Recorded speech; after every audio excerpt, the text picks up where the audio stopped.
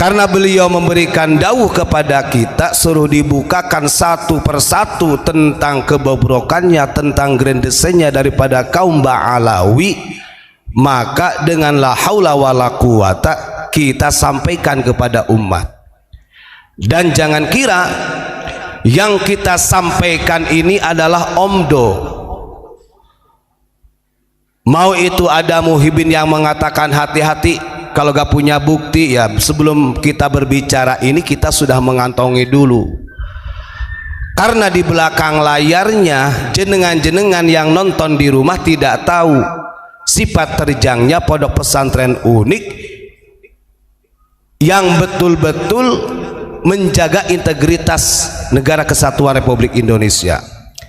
Saya sering katakan, bahkan berulang-ulang, di zaman rame-ramenya Habib Rizik memerintahkan umatnya untuk demo di Monas, itu orang yang dimintai tolong dan petunjuk oleh kepala BIN itu Abu Yamamah Gufron, bahkan sampai mengadakan seminar itu di berbagai daerah. Artinya mereka yang berbuat kisruh, kemudian ketika rekonsiliasinya kita yang dibutuhkan melalui Abu Yamamah Gufron Al-Bantani.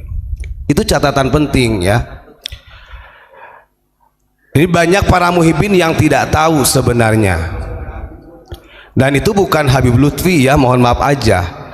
Dan ini berulang-ulang, hal ini berulang-ulang. Kemudian tadi Gus Ilyas menyinggung, ini masih poin pertama ya, yang berkaitan dengan orang para muhibin yang menentang masalah data tadi. Ketika Gus Ilyas menyampaikan tentang masalah gembong narkoba, terorisme dan lain sebagainya, Anda kalau pengen tahu data-datanya datang ke Pondok Unik. Dan kita ini diperkenalkan oleh Abu Yamamah Gufron dengan orang-orang atas, termasuk orang-orang yang menjadi jasusnya negara. Saya katakan jasus ya dalam istilah Arab. Kalau muhibin Habib harusnya tahu spionasenya, sehingga kita ini punya data, punya informan yang sangat akurat dan bisa dipertanggungjawabkan. Kan begitu. Bahkan termasuk bisnis-bisnis yang lainnya yang merusak anak bangsa, sedikit banyaknya kita diberitahu. Itu yang pertama. Jadi ingat ya, kita menyampaikan apapun itu tentang para habaib yang sudah membodohi umat dengan mengatasnamakan dzurriyyah Rasul,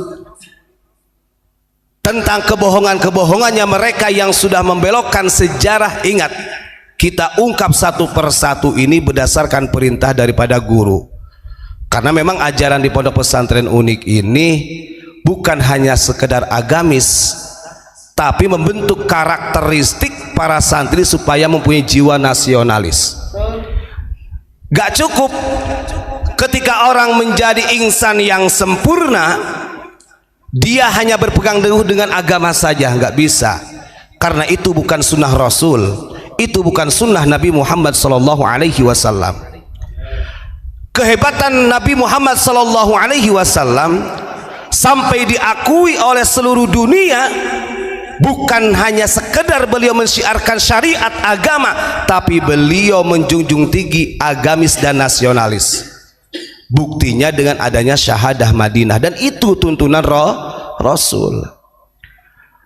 Nah, kemudian ada orang yang dinobatkan sebagai imam besar, pimpinan FPI yang di ADART-nya, dan saya baca, dan di situ misi visinya betul tadi. Berarti ada orang yang ngerti FPI itu. Tujuannya untuk membentuk khilafah. Jelas. Artinya ini afiliasi dengan HTI.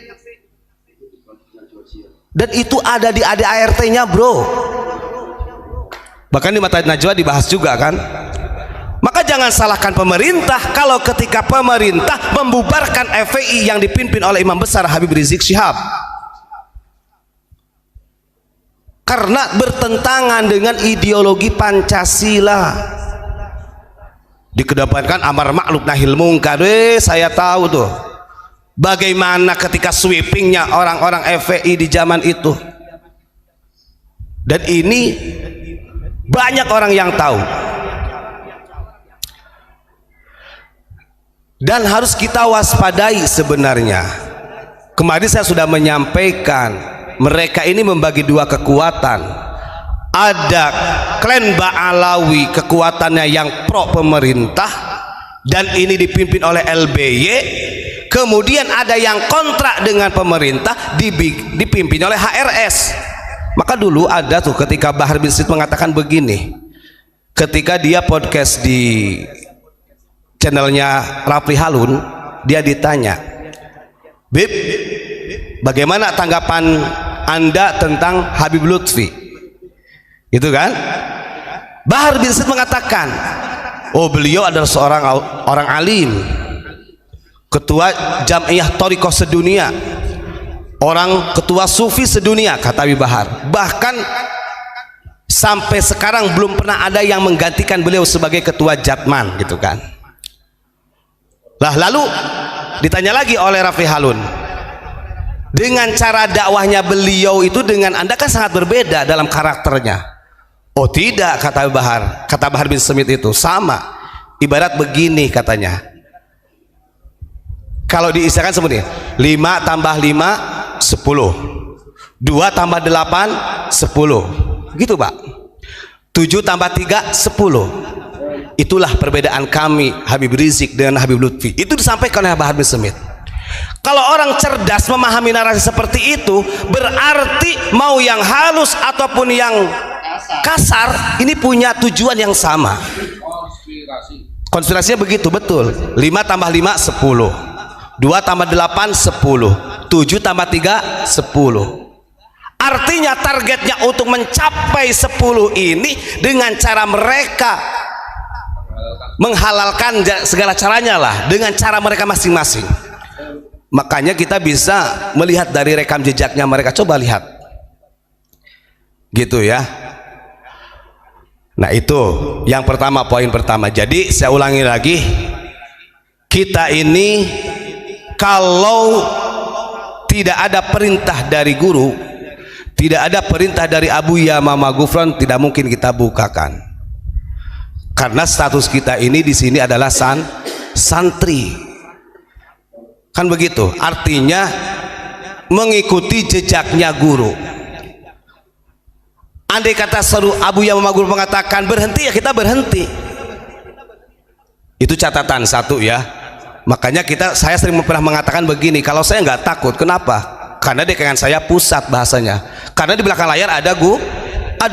Kalau ada apa-apa tetap guru saya akan bertanggung jawab dengan apa yang saya sampaikan. Itu catat. Itu ya. Yang kedua, poin yang kedua, kenapa di dalam polemik nasab ini banyak orang-orang non muslim yang sangat antusias? Ini kalau kita observasi dengan masyarakat yang berbeda agama, itu sangat banyak sekali, walaupun bukan orang muslim tapi juga mendukung perjuangan orang-orang yang sedang berjuang sekarang ini, masalah habaib. Kenapa? Karena bagi kacamata orang-orang non muslim dari zaman nubuwah, sahabat, tabi'ut tabi'in sampai kepada para aulia, orang muslim ini punya jiwa futuah Pak. Artinya rasa kepeduliannya antar manusia walaupun berbeda agama ini sangat dikuatkan. Loh bagaimana tidak? Nabi Muhammad SAW itu bukan orang yang membentuk agama Islam. Beliau mengatakan di dalam firman Al-Quran, agama yang dibawa oleh Nabi Muhammad ini adalah agama millata Ibrahim. Artinya meneruskan, menyempurnakan agamanya yang dibawa oleh Nabi Ibrahim. Nah kadang-kadang orang ini tidak membaca sejarah Nabi Ibrahim. Kalau kita mau sadar dengan bangsa Indonesia, saya kira hanya bangsa Indonesia lah yang mampu melaksanakan millata Ibrahim, sesuai dengan ajaran baginda Rasulullah Shallallahu Alaihi Wasallam. Tadi disinggung oleh Gus Ilyas mengenai tentang masalah pentingnya mendoakan Papua, pentingnya mendoakan rakyat-rakyat, dan itu tanpa pilih kasih, karena ini adalah millata Ibrahim, ajarannya Nabi Ibrahim alaihi salam. Ustaz Tubat, apa yang dilakukan oleh Abuya sebagai ulama untuk mendoakan bagian daripada rakyat Indonesia, TNI dan Polri, itu kewajiban kan? Kewajiban. Terus netizen ada yang ngomong, mbok sekalian datang ke Papua. Lah ini sebenarnya netizen ini punya otak enggak? Menyampaikan hal tersebut, berpikir enggak? Jangan-jangan, yo kalau saya lihat komen-komennya, dia sering ngomong masalah narkoba. Jangan-jangan dia penjual narkoba. Kenapa komennya saja tidak terarah? Ulama menyampaikan dan mendoakan yang berjuang TNI dan Polri. Jangan tukang bakul rujak disuruh bikin martabak, enggak jadi. Paham enggak? Lah ini yang perlu dipahami. Alhamdulillah malam hari ini netizen itu kok enggak muncul. Saya kangen banget gitu. Bisa dilanjut Ustaz Tubat.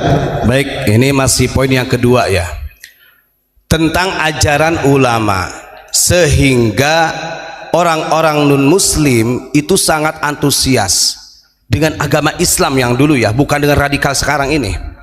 Kenapa? Karena kalau Islam yang sejati pasti mempunyai futwah, dan futwah inilah yang menjadikan Allah Subhanahu wa Ta'ala Nabi Ibrahim menjadi Al-Khalil. Nih saya bacakan, ini hikmah ya, tentang pendidikan futwah yang penting kita miliki. Makanya sampai istilahnya kita bersama Abuya sering mengadakan acara lintas agama, karena memang di sini ajarannya begitu. Di dalam kitab Risalatul Qusairiyah ini diceritakan, sami'tu ba'dal ulama'i yaqul, sebagian ulama, jadi beliau Imam Qusairi mendengar dari salah satu ulama, istadhafa majusiyun Ibrahim al-Khalil alaihi salam. Suatu hari ada orang Majusi. Orang Majusi ini adalah orang yang agamanya menyembah api. Orang Majusi ini bertamu kepada Nabi Ibrahim. Faqala bi syartin an tuslima famarral majusiyu. Nah, tujuan orang Majusi datang kepada Nabi Ibrahim itu ingin mengundang makan-makan, karena orang Majusi punya hajat, begitu kan. Lalu Nabi Ibrahim mengatakan begini, bisyaratin antus lima, saya, kata Nabi Ibrahim, akan mendatangi pestamu dengan satu syarat, kamu harus masuk Islam. Kamu harus masuk Islam, artinya agama pada waktu itu, agama Nabi Ibrahim. Lah, karena orang Majusi mendengar jawaban dari Nabi Ibrahim dengan satu syarat itu, famaral majusiyu, orang Majusi akhirnya pamit pulang. Apa yang terjadi? Ini bagi orang-orang yang ingin mendirikan khilafah Islamiyah nih, bagi para habaib HTI, FPI yang masih terus berusaha ingin menjadikan NKRI sebagai NKRB, Negara Kesatuan Robitoh Ba'alawi, yang ingin menjadikan negara Islamiyah Rafidah, ini ada teguran ya. Akhirnya karena Nabi Ibrahim ini menolak undangan orang Majusi, dia mau datang dengan satu syarat, dia harus masuk Islam, maka ditegurlah oleh Allah Nabi Ibrahim. Fa'auhallahu ta'ala ilaih, inna min a'zamil fariyati thalathan, kebohongan terbesar, kedustaan yang sangat besar. Di sini a'zam, ini ada 3. Ini nanti dari 3 ini tinggal dicek orang yang menyesatkan unik itu termasuk orang yang zalim, sekalipun itu andai kata orangnya yang memfatwakan sesat itu adalah orang-orang yang punya lembaga, kita lihat, kita cek. Inna min a'zamil fariyati salasan, ada 3 nih kebohongan yang paling besar. Artinya ada kebohongan-kebohongan yang bisa dimakfu gitu Pak, secara tingkatan ini sudah a'zam, kebacut bahasanya. Apa saja? Ayyaftariya ar-rajulu ala ainaihi yaqulu ra'aitu walam yara. Kebohongan yang terbesar adalah ketika ada seseorang, di sini laki-laki penjelasannya, intinya siapa saja, ketika ada seseorang yang mengatakan saya pernah melihat sesuatu tersebut atau saya pernah mendengar sesuatu tersebut, walam yara, tapi dia tidak pernah mau meng-cross check apa yang dilihatnya, padahal dia tidak melihat yang sebenarnya. Awas, ini adalah min a'zamil fariyah, ini bagian kebohongan. Makanya di dalam Islam kenapa harus ada tabayyun, supaya tidak didefinisikan orang yang mengatakan A, B, C, D sampai Z tanpa ada kebenaran. Ini nanti dikategorikan sebagai kadzibul mukadzabun, para pendusta. Oh, sekarang kan zaman media sosial, untuk mencari informasi gampang, tinggal searching, buka YouTube, Google. Ya sekarang katanya bermadhab Syafi'i, tapi yang standarnya kaidah yang digunakan kok googling. Saya Google gimana coba? Atau informasi dari YouTube, informasi dari TikTok, katanya Syafi'i, kan begitu. Satu, jadi kalau ada orang mengatakan saya pernah melihat anu, padahal dia tidak melihat, di sini jelaskannya yakni fil manam, di dalam waktu tidur, atau mungkin dia mendapatkan mimpi anu macam-macam, satu kebohongan nih. Awas, ini termasuk bagian daripada kebohongan. Kedua, au yaftariya ala walidayhi fayadda'a ila ghairi abihi. Nah, ini ngeri lagi nih. Atau fayudai, bisa ada ayudai, boleh af'ala yuf'ilu bacanya. Yang kedua, kebohongan yang besar itu adalah membohongi kedua orang tuanya sendiri ketika seseorang tersebut mengaku-ngaku sebagai anaknya orang tua, bukan aslinya, ghairu abihi. Sampean duduk, wong tuaku Pak Imron bukan orang tua saya, tapi saya mengaku sebagai anaknya bin Imron Hamzah Turmudi, maka secara tidak langsung saya ini sudah membohongi walidai, kedua orang tua. Dan hukumnya kalau membohongi kedua orang tua min a'zamil fariyah, bagian daripada kebohongan yang besar. Siapa di sini yang suka begitu? Wallahu a'lam bishawab. Bagus. Bahkan kalau kita lihat di dalam hadis, naudzubillahi min dzalik, man idda'a ila ghairi abihi wa huwa ya'lamu annahu ghairu abihi fa alaihi jannatul haram. Kalau ada orang yang mengaku-ngaku menyandarkan binnya kepada seseorang yang bukan bapaknya, padahal dia sendiri tahu bahwa itu bukan orang tuanya, fal jannatu alaihi haram, surga itu haram baginya, wakil alaihi la'natullah, bahkan dilaknat. Gitu ya. Oke. Yang ketiga, kebohongan yang terbesar itu ada au yaftariya alayya, kata Rasul. Yaqulu sami'tu mir rasulillahi alaihi salatu wasalam walam yasma' minni. Andai kata ada orang yang membuat kebohongan, membikin hadis palsu Pak, katanya saya mendengar nih kaidah saya ini, kan ada tuh dari oknum-oknum yang ngomong, saya ini kalau ngomong berdasarkan dalil hadis, kadang-kadang dibikin sendiri Pak, dibikin sendiri dalilnya, padahal tidak ada Rasulullah menyampaikan demikian. Itu kebohongan yang ketiga, 3. 'Dan ini 3-3-nya min a'zamil fariyah, kata Rasulullah. ngeri bolo. Terus kemudian ada juga sekarang ini yang sering dikatakan oleh siapa? Habib Rizik Syihab, ya, imam besar. Hati-hati, Abu Yamamah Ghufran ini adalah bagian dari operasi intelijen hitam. Kalau saya bisa garis bawahi, ini namanya jidat hitam PS intelijen hitam. Yang membela khilafah siapa? Yang mendukung Syiah siapa? Kan begitu. Wong kita dididik oleh Abu Yamamah Ghufran untuk menjaga NKRI jangan sampai menjadi negara khilafah Rafidah Islamiyah, masih sama NKRI. NKRI.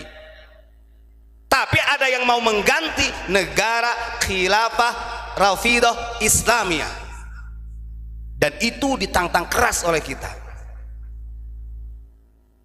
Nah, ini namanya unyil, bahasanya unyil. Dia berani nyebut unyil gitu. Begini, setelah saya pahami, ternyata betul kata Abu Yamamah Ghufran, bahayanya politisasi agama ini dampaknya seperti ini. Naudzubillahi min dzalik. Bahkan ini gak main-main. Ikhbar hadisul ifki, saya katakan ini hadis hoak, itu namanya cerita bohong yang menyudutkan orang-orang intelijen, bla bla bla macam-macam. Padahal kalau kita lihat, ini adalah cara mereka untuk menghalangi perjuangannya orang-orang yang benar-benar murni untuk mengangkat marwah nilai-nilai Pancasila. Gak ada cara lagi. Makanya banyak, sampai apa namanya, ada orang yang dari lembaga yang mengatakan, siapa sih yang bisa video call dengan Allah? Siapa sih yang bisa SMS WA dengan Allah? Itu ajaran yang menyimpang dari agama katanya. Cek goblok ya orang itu. Saya katakan goblok, kenapa? Orang sholat saja, beberapa ulama itu masyhur mengatakan ketika kita sholat itu adalah tandanya di mana kita ini berdialog dengan Allah. Kita berzikir agak ada bedanya, makanya tonton videonya sampai selesai. Wong Abu yang mengatakan apa maksudnya SMS dengan Allah? La ilaha illallah, la ilaha illallah. Nafi itsbat. Pengen video call, gampang kata Abah. Ya Allahu Allah. Naksabandia. Makanya jangan digambarkan. Nah ini orang, nah ini kadang-kadang pinter kebelinger. Saya itu kadang-kadang kalau ada namanya seorang Al-Khalil gitu Pak, Al-Khalil ini gak main-main Pak. Nabi Ibrahim diberi gelar Al-Khalil oleh Allah sebagai kekasih itu karena punya futwah. Punya futwah yang sangat luar biasa di dalam kitab Risalatul Qusairiyah. Nih, pernah Nabi Ibrahim itu didatangi oleh orang Majusi yang waktu itu minta makan, walaupun laukmatan, satu suapan saja kata orang Majusi. Lalu Nabi Ibrahim berkata begini, gak apa-apa saya kasih makan dengan syarat kamu ikut agamaku. Ya akhirnya orang Majusi ini yang menyembah api, dia pulang.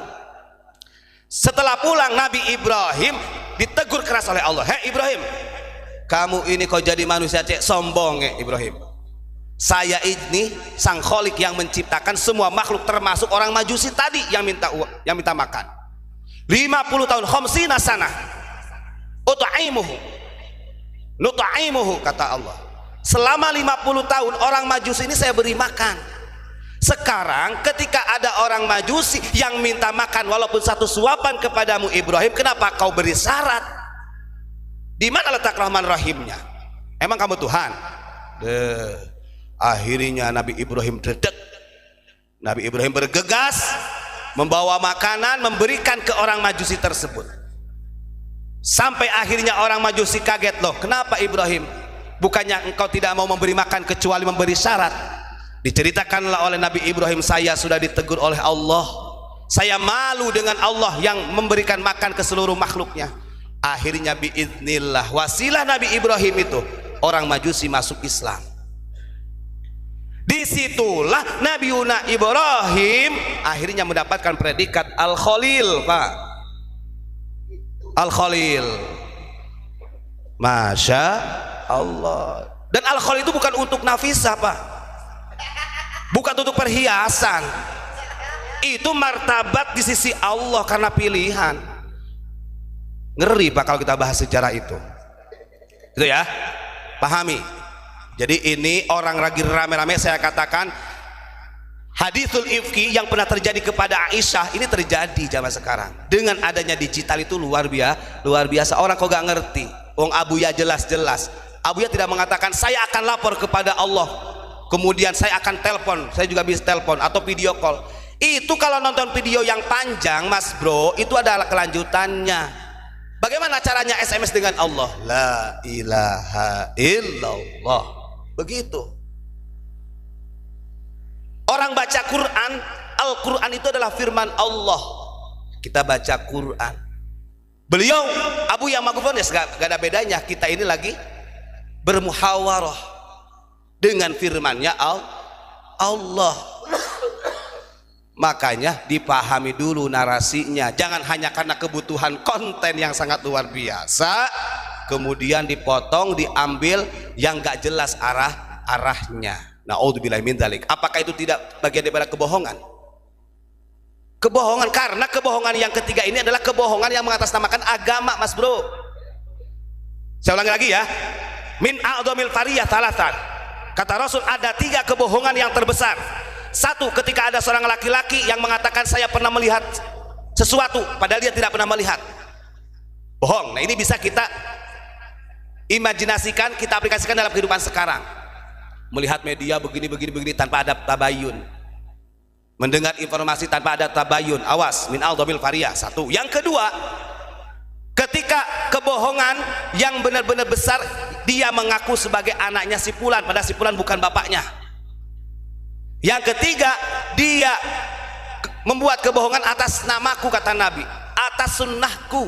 Dia mengatakan saya mendengar dari Rasulullah begini-begini padahal Rasulullah tidak menyampaikan. Artinya agama, risalah.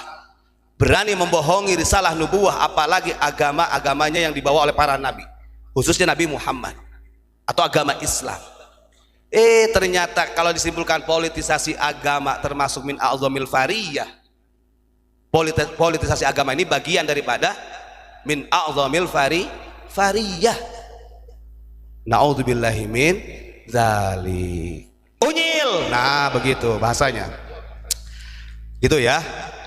Jadi kalau menurut saya alhamdulillah, ketika banyak orang yang sampai dini hari penasaran dengan pelajaran di Unik, monggo bisa datang, atau mungkin mau ngapalin awamil 100 amil, monggo, atau mau ngapalin sorobnya nasor yang suruh nasron kayak santri, monggo. Jadi di dalam ayat atau surat Saba ayat 15, 16, 17 ini menjelaskan tentang kerajaan Saba atau kaum Saba, yang mana kaum Saba ini sudah diberikan kenikmatan, kemewahan, kemakmuran, subur makmur, tapi yang pada akhirnya mereka berpaling dari Allah Subhanahu wa taala, yang kemudian dihancurkan oleh Allah Subhanahu wa taala. Nah, untuk lebih jelasnya mari kita simak sama-sama di manakah letaknya kerajaan Saba atau kaum Saba itu tersebut dan kapan berdirinya. Kemudian apakah kelompok-kelompok kaum daripada kabilah Saba ini bertransformasi atau tidak?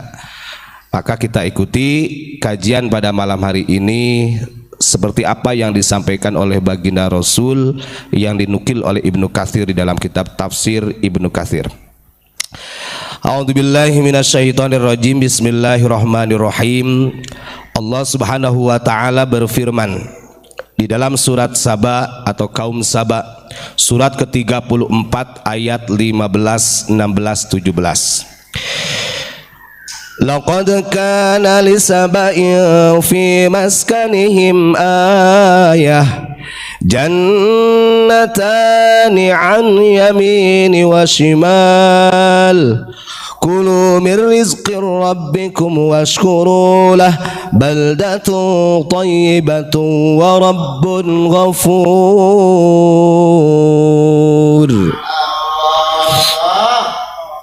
Jangan sampai nanti negeri Sabah yang sudah diporak-porandakan oleh Allah pindah ke Indonesia.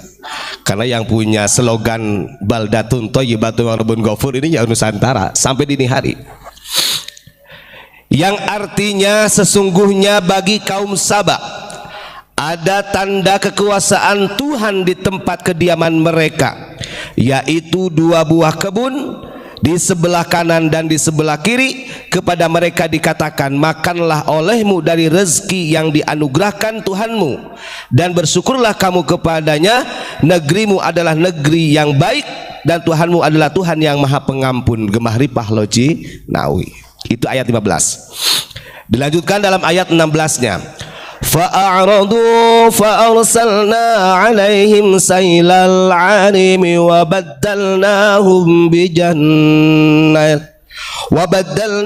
بجنتيهم جنتين ذواتي أكل خضر وأثل وشيء من سدر قليل فأعرضوا فأرسلنا عليهم سيل العرم وبدلناهم بجنتيهم جنتين ذواتي أكل خضر وأثل وشيء من سدر قليل. Yang artinya, tetapi mereka berpaling, maka kami datangkan kepada mereka banjir yang besar, dan kami ganti kedua kebun mereka dengan 2 kebun yang ditumbuhi pohon-pohon yang berbuah pahit, pohon asal namanya, dan sedikit dari pohon sidir. Nah, itu ayatnya ya. Sekarang kita buka tafsirnya. Bismillahirrahmanirrahim. Ibnu Katsir memberikan penjelasan dari ayat tersebut. Kanat Sabaun mulukal Yamani wa ahliha. Ingat, kaum Sabah atau kerajaan Sabah itu terletak di negeri Yaman kuno.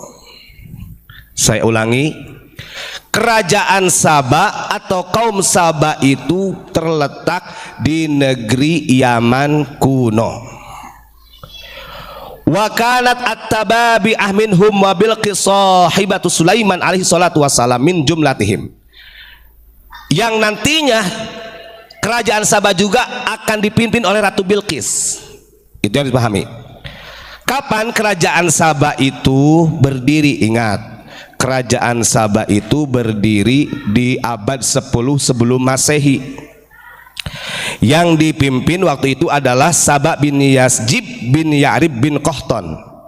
Jadi Sabah itu nama orang.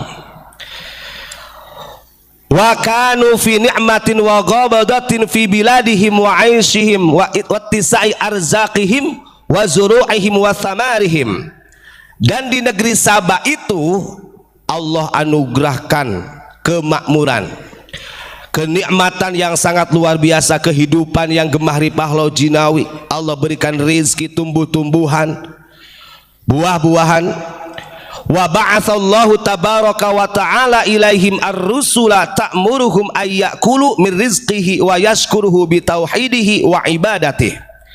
Yang kemudian Allah Subhanahu wa ta'ala mengirim delegasi, mengirim utusan ke negeri Sabah untuk memberikan kabar gembira kepada penduduk Sabah tersebut untuk memakan apa yang Allah berikan sebagai rizki dan bersyukur kepada Allah dan bertauhid ibadah kepada Allah.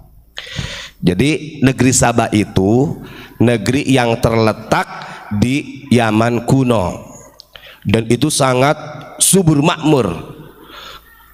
Dulunya di negeri Sabah itu mereka menyembahnya pada matahari. Ingat-ingat. Nah, kemudian Allah mengirim delegasi Rasul untuk mengajak kaum Sabah ini beriman kepada Allah, bersyukur atas rizki yang Allah berikan. Fakanu kadzalika ma sya'allahu ta'ala thumma a'radu amma umiru bih. Nah, yang terjadi setelah kaum Sabah ini Allah berikan kenikmatan, Allah berikan rizki yang berlimpah. ketika Allah perintahkan delegasinya supaya mengajak kaum Saba ini menyembah kepada Allah, justru mereka berpaling dari apa yang diperintahkan oleh para rasul. Artinya khianat. Fa'uqibu bi irsali saili wa tafarruqi fil bilad.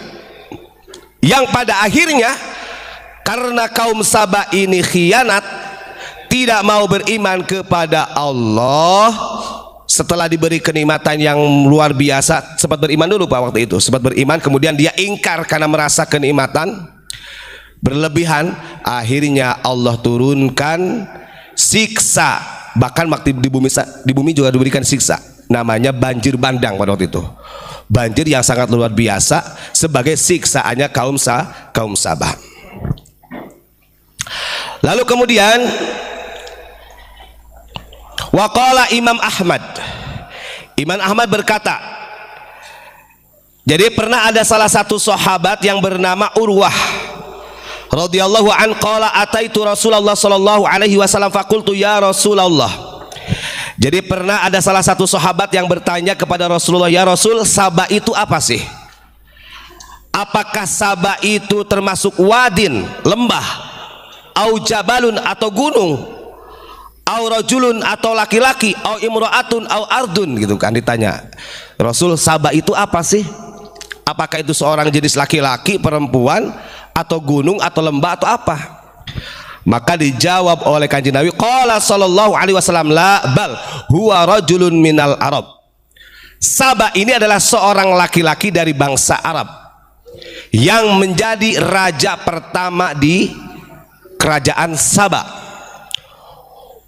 Waladun lahu asroh, dan raja Saba ini punya anak 10. Nah ini cikal bakalnya nanti ya, biar tahu suku-suku yang ada di Yaman. Punya anak 10. Fatayamun sittah, Fatayaman ya. Kemudian yang 6 berdiam diri di negeri Yaman. Watasya'am arba'ah, dan yang berdiam diri di negeri Syam 4 dari 10 anak itu. Jadi yang 6 di Yaman, yang 4-nya di Syam. Kemudian siapa saja 6 orang yang bertempat di Yaman tersebut? Di sini dijelaskan yang berdiam di Yaman adalah yang pertama wal Yaman al-Azad, 1 Azad, kedua al-Ash'ariyun, kedua Ash'ari, wa Himyar, yang ketiga Himyar, wa Kindah, yang keempat Kindah, wa Madij, yang kelima Madij, wa Anmar, yang keenamnya Anmar. Ini 6 anak dari Raja Saba yang bertempat di Yaman. Ingat-ingat, alladzina yuqalu lahum bijilatin wa khasamin, yang nanti 6 anak dari Raja Saba ini yang akan menjadi kabilah, yang menjadi kelompok kabilah-kabilah, yang menjadi suku-suku yang nantinya, bahkan termasuk suku-suku yang ada yang menjadi suku yang pemberontak di zaman Rasulullah nantinya ada. Terus kemudian wasyamu, nah yang di negeri Syam ini adalah Lakhom, 1 Lakhom, wa Judam, yang kedua Judam, wa Amilah, yang ketiga.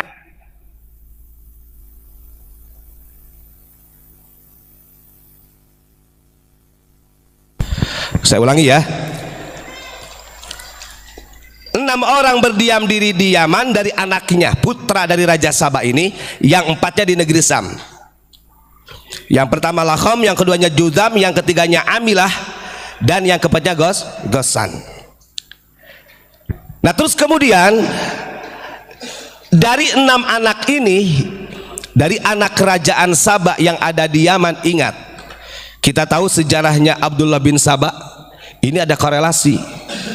Abdullah bin Saba itu dia adalah delegasi Yahudi dari Yaman yang suku Himyar. Ingat, Himyar ini adalah salah satu putra dari Raja Saba. Bahkan Himyar sendiri di Yaman menjadi kerajaan Yahudi Nasrani terakhir yang ada di Yaman. Himyar itu Yahudi Pak. Ya bukan berarti kita meyahudikan orang Yaman, tidak. Ingat, saya ulangi lagi. Dari 6 anaknya putra Raja Saba itu ada yang nama Himyar. Himyar ini yang cikal bakal menjadi kabilah menjadi raja terakhir atau kerajaan terakhir Yahudi dan Nasrani yang ada di Yaman. Makanya Abdullah bin Saba itu tercatat dalam sejarah, bahkan di NU online, Abdullah bin Saba ini delegasi dari Yahudi Yaman, dari suku Himyar atau kerajaan Himyar, bahasanya begitu, yang dia pura-pura mu'alaf, pura-pura masuk Islam, yang seakan-akan loyalitas kepada perjuangannya Utsman bin Affan, padahal dia ingin menghancurkan dua kubu antara Utsman bin Affan dengan Sayyidina Ali.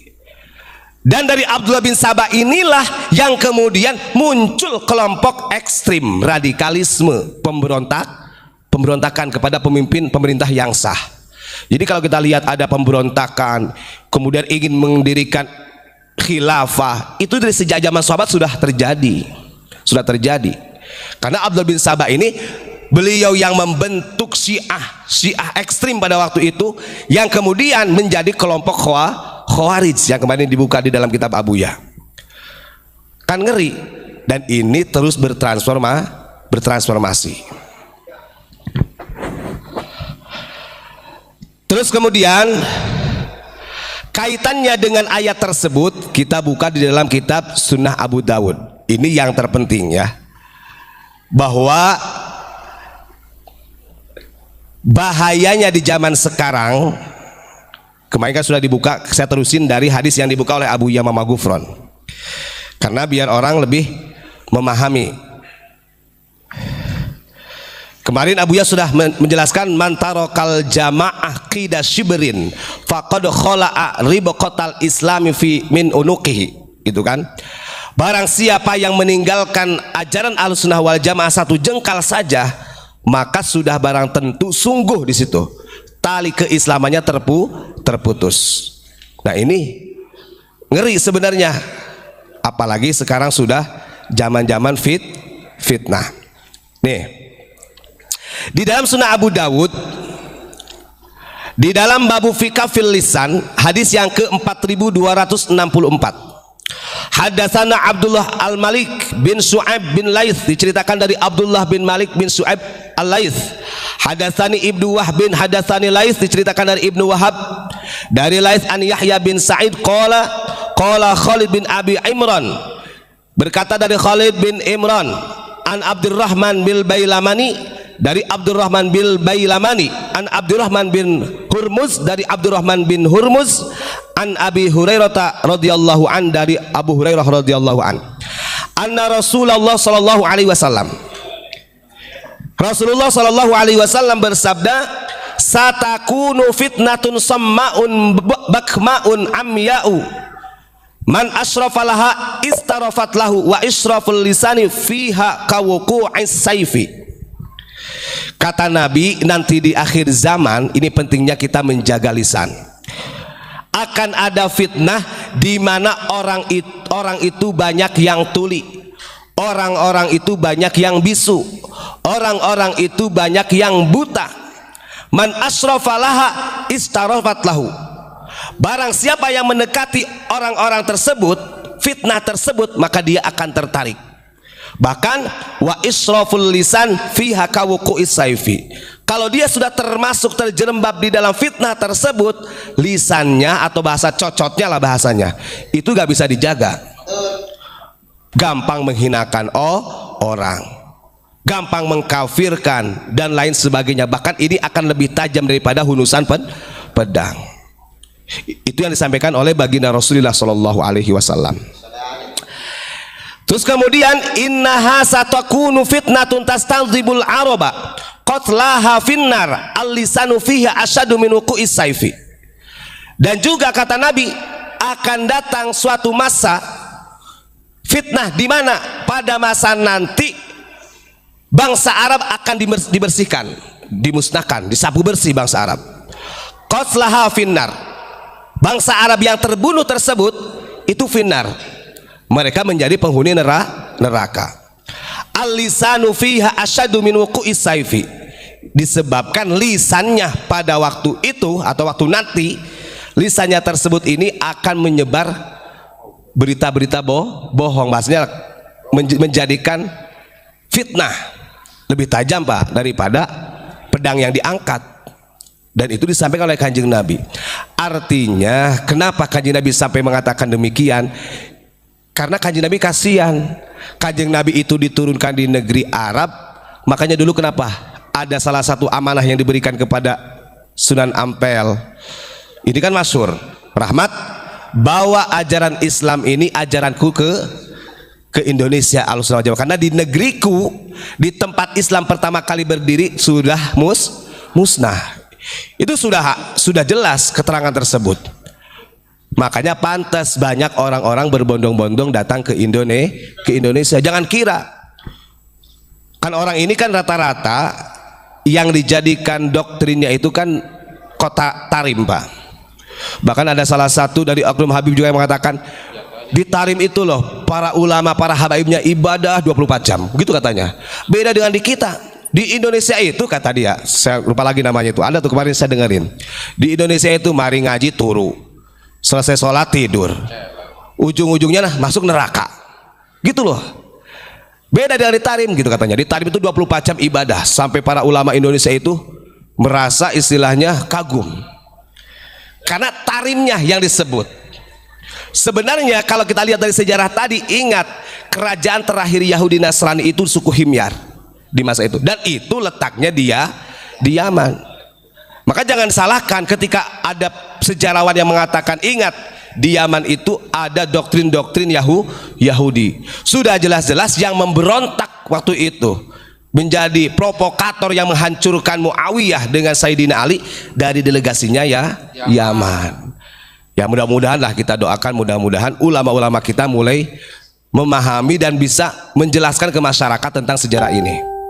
Ini bermulanya dari negeri Sabah ini, dan 6 orang dari putra Sabah ini yang menjadi cikal bakal wajilah, cikal bakalnya kabilah-kabilah yang ada di Yaman, sampai ada kabilah Himyar. Nah itu saja Pak Imron, terima kasih. Assalamualaikum warahmatullahi wabarakatuh.